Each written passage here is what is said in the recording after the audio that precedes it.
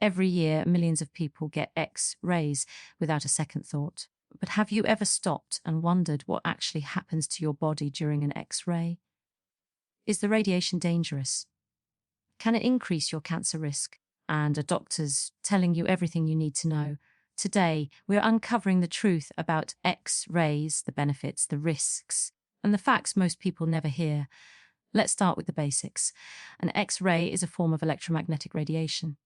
That word, radiation, often sounds scary, but not all radiation is the same. We are exposed to natural background radiation every single day from the sun, the soil, even the air around us. And X-rays simply use a higher energy form of that radiation to create images of the inside of your body.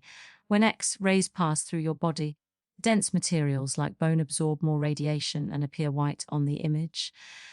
Softer tissues allow more radiation to pass through, which is why they appear darker. This contrast allows doctors to detect fractures, infections, tumors, dental issues, lung problems, and much more. In emergency situations, X-rays can literally save lives. A broken bone after an accident, pneumonia in the lungs, or internal injuries after trauma. These are conditions that can't always be diagnosed by symptoms alone. An X-ray provides quick, non-invasive insight in just seconds. But here's where things get interesting. While X-rays are incredibly useful, they do involve ionizing radiation. Ionizing radiation has enough energy to remove tightly bound electrons from atoms. In simple terms, it can damage cells and DNA damage over time is linked to cancer risk. Now, before panic sets in, we need perspective. The amount of radiation from a single chest X-ray is relatively low. In fact, it's roughly equivalent to the natural background radiation you receive over about 10 days. A dental X-ray is even lower. The body also has repair mechanisms that can fix small amounts of DNA damage. The real concern isn't one X-ray. It's repeated exposure over time. Medical imaging has increased dramatically over the past few decades. More scans mean more cumulative radiation. And while each individual exposure may be small, repeated scans can add up, especially with procedures like CT scans, which deliver significantly higher doses than standard X-rays. Here's something many people don't realize: not all imaging tests are equal. A simple limb X-ray exposes you to far less radiation than a CT scan of the abdomen, yet many patients don't know the difference. And sometimes imaging is ordered routinely without a full discussion. This is where informed decision-making becomes important. Doctors recommend X-rays because the benefits usually outweigh the risks. The ability to diagnose a serious condition early often prevents complications that could be far more dangerous than the radiation itself. But patients have the right to ask questions. Is this scan absolutely necessary? Are there alternatives like ultrasound or MRI that don't use ionizing radiation? How much radiation does this test involve? These are reasonable questions, not challenges to authority. Now let's talk about vulnerable groups. Children are more sensitive to radiation than adults. Their cells divide more rapidly, and they have more years ahead of them for potential long-term effects to develop. That's why pediatric imaging protocols use the lowest radiation dose possible. Pregnant women are another special case. Radiation exposure to a developing fetus can pose risks, especially in high doses. However, most diagnostic X-rays, especially those involving the abdominal area, carry very minimal risk. Shielding techniques are often used to protect the fetus when imaging is absolutely necessary. But here's something doctors don't always emphasize clearly. Radiation risk is probabilistic, not guaranteed. An X-ray does not mean you will develop cancer. It slightly increases statistical risk. The increase is small, often extremely small, but it's not zero. Understanding this balance is key. Avoiding unnecessary X-ray out of fear can delay diagnosis of a serious illness. But agreeing to every scan without question may expose you to unnecessary cumulative radiation. There is a middle ground: informed awareness. Another important factor is technology. Modern digital X-ray machines use much lower radiation doses compared to older equipment. Imaging protocols today are more refined, more targeted, and designed to minimize exposure. So if you had an X-ray decades ago, the dose might have been higher than what you'd receive today for the same procedure. Still, One of the hidden truths is that medical radiation is now one of the largest sources of man-made radiation exposure. This doesn't mean it's unsafe, but it does mean awareness matters. Now let's explore something many people misunderstand. Radiation from an X-ray does not stay in your body. You do not become radioactive. Once the machine turns off, the radiation is gone. There is no lingering energy inside you. This is different from certain nuclear exposures, which involve radioactive materials. An X-ray is brief, often a fraction of a second. But even brief exposure has biological effects at the cellular level. Your body constantly repairs microscopic damage from normal metabolic processes. Radiation adds to that burden slightly. In healthy individuals with occasional imaging, the body handles this efficiently. Problems arise when exposure becomes frequent and unnecessary, and this leads to an important conversation about overuse. In some healthcare systems, imaging is sometimes ordered defensively to rule out rare conditions or to avoid legal risk. In other cases, patients demand scans for reassurance, but more imaging does not always mean better care. Sometimes clinical evaluation alone is enough. The key message here is not fear, it's balance. X-rays are powerful diagnostic tools. They can detect life-threatening conditions. They use low doses of radiation, but they should be used thoughtfully. And there's much more to understand about long-term risks, cumulative exposure, cancer data, and how to protect yourself. Now let's go deeper into the part that makes most people uncomfortable, the long-term risks. When scientists study radiation exposure, they often look at populations exposed to high doses, such as atomic bomb survivors or certain industrial accidents. From those data, researchers estimate cancer risk at lower doses, including medical imaging. But here's the important detail. The risk from diagnostic X-rays is based on models, not direct proof from low-dose exposure. In other words, we don't have strong evidence that a single X-ray causes cancer. Instead, scientists use what's called the linear no threshold model. This model assumes that even the smallest dose of ionizing radiation could slightly increase cancer risk, and that the risk increases gradually with more exposure. It's a cautious model designed to protect public health, but it also means the risk from 1 or 2 standard X-rays is extremely small. So small that it's difficult to measure directly. To put things into perspective, your lifetime risk of developing cancer from all causes is already significant due to genetics, aging lifestyle, diet, pollution, and other environmental exposures. The additional risk from a single diagnostic X-ray is tiny compared to those larger factors. However, cumulative exposure changes the conversation. If someone has repeated CT scans over many years, especially at a young age, the total radiation dose can become meaningful. For example, a CT scan can expose you to the equivalent of dozens or even hundreds of chest X-rays, depending on the type of scan. This is why tracking your imaging history matters. Most patients don't keep a record of how many scans they've had. Doctors often don't see imaging done at other hospitals. Over time, this can lead to repeated tests that may not always be necessary. You have the right to ask, have I had this scan before? Can previous images be used instead of repeating the test? Is there a lower dose option? Now let's talk about benefits in more depth, because fear often overshadows the life-saving potential of imaging. Without X-rays, diagnosing fractures would rely solely on physical examination. Internal bleeding could be missed. Lung infections might go untreated. Dental decay could progress silently. Early-stage cancers might not be detected in time. Medical imaging has dramatically improved survival rates for many conditions. It allows doctors to see inside the body without surgery. It speeds up diagnosis. It guides treatment decisions. It reduces unnecessary exploratory procedures. In emergency rooms, time is everything. A fast X-ray can mean the difference between quick intervention and dangerous delay. So when doctors recommend imaging, they're weighing risks against benefits. And in most cases, the benefit is far greater than the small radiation exposure. But here's something rarely explained clearly: risk varies by body part. Radiation exposure to the chest, abdomen, or pelvis affects more sensitive organs compared to imaging of the hands or feet. Bone marrow, thyroid tissue, breast tissue, and reproductive organs are more sensitive to ionizing radiation.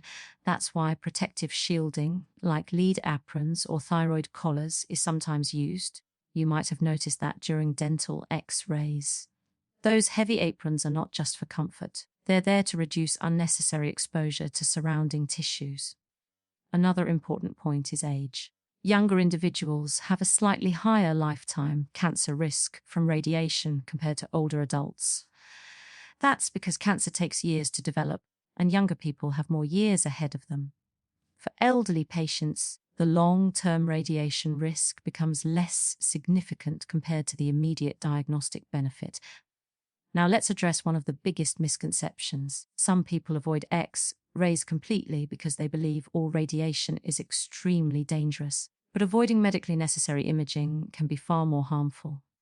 If a serious condition goes undiagnosed, the consequences can outweigh any theoretical radiation risk. The goal is not avoidance. The goal is optimization. Modern medicine follows a principle called ALARA, as low as reasonably achievable. This means radiation doses should be kept as low as possible while still obtaining a clear image for diagnosis. Imaging centers calibrate equipment carefully. Technicians are trained to use the minimum exposure needed. Advances in digital imaging have significantly reduced doses compared to older film-based systems, but not all facilities are equal. Choosing accredited imaging centers and experienced professionals can further minimize exposure. Now let's discuss something that doctors don't always elaborate on during short appointments. Lifestyle plays a massive role in cancer risk. Far more than occasional diagnostic imaging, smoking, poor diet, obesity, chronic inflammation, alcohol abuse, lack of exercise, and environmental toxins contribute significantly more to cancer risk than standard medical X-rays. So if someone is worried about radiation but continues unhealthy habits, their focus may be misplaced. This doesn't mean radiation doesn't matter. It means risk must be viewed in context, and context is everything. Another subtle but important factor is anxiety. Fear of radiation can create stress, and chronic stress itself impacts immune function and overall health. Understanding the real magnitude of risk can help reduce unnecessary fear. So here's a balanced perspective. One necessary X-ray, extremely low risk. Occasional imaging over years, still low risk. Frequent high-dose scans without clear medical reason, worth questioning. The conversation should always center around necessity. And there's still more to uncover, including how to protect yourself, how to talk to your doctor confidently, myths about radiation detox, airport scanners versus medical scans, and what the latest research actually says. Now let's talk about protection, because this is where knowledge truly becomes power. First, understand this clearly. There is no proven way to detox radiation from your body after an X-ray. You may have seen supplements, juices, or special diets claiming to remove radiation, but diagnostic X-rays do not leave radioactive material inside you. The radiation energy passes through in a fraction of a second. Once it's over, it's over. What you can do, however, is reduce unnecessary future exposure. Start by keeping a simple record of your imaging history. Write down the type of scan and the date. If you switch doctors or hospitals, share that information. Sometimes repeating a scan is medically necessary, but other times, previous images can be reused or transferred. Second, ask informed questions calmly and respectfully. Not from fear, but from awareness. You might say, is this scan urgent? Will the results change my treatment plan? Is there a non-radiation alternative like ultrasound or MRI? Can the lowest possible dose be used? These questions show you are engaged in your care. Now let's address airport scanners and everyday radiation comparisons. Many people worry about airport security scanners, but the radiation dose from these machines is extremely small, often less than a minute of natural background radiation. Even flying in an airplane exposes you to more cosmic radiation due to altitude than a single security scan. This comparison helps put things in perspective. Radiation is part of modern life. It's unavoidable at low levels. The key is minimizing unnecessary high exposures. Another topic that often causes confusion is cancer screening. Some screening programs like mammograms use low-dose X-rays. And yes, they carry a tiny radiation risk, But the ability to detect breast cancer early saves far more lives than the radiation could potentially harm. This is an example of risk-benefit analysis in action. Medicine constantly balances probabilities. And here's something deeply important. Zero risk does not exist in healthcare. Every medication, every surgery, every procedure carries some level of risk. The goal is always to choose the option where benefits significantly outweigh potential harm. X-rays, when used appropriately, fall into that category. Now let's talk about cumulative exposure again, but from a practical standpoint. If you're generally healthy and only get occasional X-rays for injuries or dental care, your lifetime radiation dose from medical imaging is likely to remain low. The body is resilient. DNA repair systems are constantly working. But if you have a chronic condition that requires repeated imaging, such as inflammatory bowel disease, kidney stones, or cancer monitoring, the conversation changes. In those cases, doctors often carefully weigh alternatives and monitor total exposure over time. Technology is also improving rapidly. Newer imaging systems use lower doses than older models. Artificial intelligence is being integrated to enhance image clarity at reduced exposure levels. Protocols are becoming more refined. In many cases, radiation doses today are significantly lower than they were 20 years ago. So, while medical imaging has increased, safety measures have improved alongside it. Now let's address the emotional side of this topic. When people hear the word radiation, they often think of nuclear disasters, atomic bombs, or severe contamination. But diagnostic X-rays are on an entirely different scale. The doses are thousands of times lower than those catastrophic events. Fear often comes from lack of context, and context reduces fear. The truth is not that X-rays are harmless, and it's not that they are dangerously toxic. The truth lies in the middle. X-rays are powerful medical tools that use low levels of ionizing radiation. They slightly increase theoretical cancer risk, especially with repeated exposure. But when medically justified, their benefits overwhelmingly outweigh the risks. What doctors may not always have time to explain is this balance, the nuance between danger and usefulness. You deserve that explanation. You deserve transparency, and you deserve to be an informed participant in your healthcare decisions. So the next time an X-ray is recommended, don't react with blind fear or blind acceptance. Pause, ask questions, understand the reason, weigh the benefits, and then decide with clarity. Because real health isn't just about procedures, it's about awareness. Now that we've uncovered the benefits, the risks, the misconceptions, and the science behind X-rays, there's one final piece that ties everything together. X-rays are not the invisible villains many people fear, and they're not completely harmless either. They are powerful medical tools that have transformed modern healthcare, allowing doctors to see inside the body quickly, accurately, and non-invasively. They detect fractures, infections, tumors, lung conditions, and life-threatening injuries in seconds. In many cases, they save lives. At the same time, they use ionizing radiation, and radiation, even in small amounts, is something we should respect. The risk from a single X-ray is extremely low. Occasional imaging over your lifetime is unlikely to cause harm, but repeated unnecessary exposure, especially high-dose scans, is something worth being mindful of. Awareness matters. Not panic, not fear. Just awareness. You don't need to avoid medically necessary imaging. You don't need special detoxes afterward. You don't need to live in anxiety about radiation lingering in your body, because it doesn't. What you do need is balance. Ask thoughtful questions. Keep track of your imaging history. Choose accredited facilities. Understand when benefits clearly outweigh risks. Modern medicine is built on risk-benefit decisions, and when X-rays are used appropriately, the benefits almost always win. The truth about X-rays isn't black or white. It's about informed choices, scientific understanding, and personal responsibility in your healthcare journey. When you replace fear with knowledge, you replace anxiety with confidence.